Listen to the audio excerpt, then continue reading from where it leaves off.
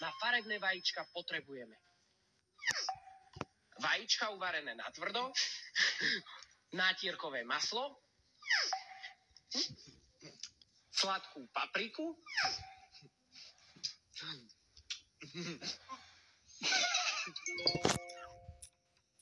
šunku, smotanu na šľahanie a pažitku. Najprv poprosíme niekoho zodpovedného, aby nám uvaril vajíčka na tvrdo. Musia sa variť 10 minút. Vajíčka si nakrájam. Žltka si dáme do prvej misky.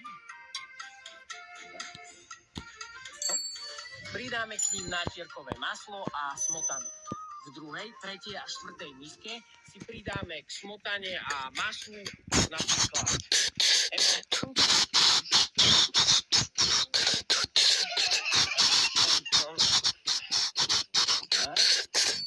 smotanu.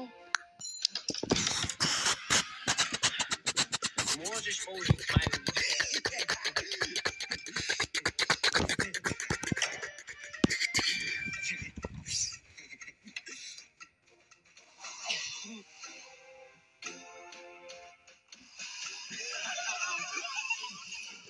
Dobre.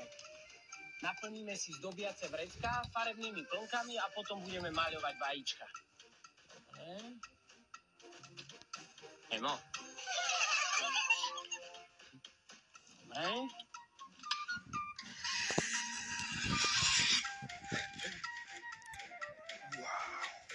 Vrecúška sme si naplnili farebnými plnkami. Teraz môžeme maľovať vajíčka. Dievčatá pritom hovoria riekanky. Vezmem do rúk farbičky, rozcvičím si ručičky. Nakreslím len vajce tak, dokáže to každý žiak. Vajíčko červené, ružové, zelené. Vajíčko je pekne zvartené. Ďakujem Smiley Vareške, že ma naučila farbiť vajíčka aj vznútra.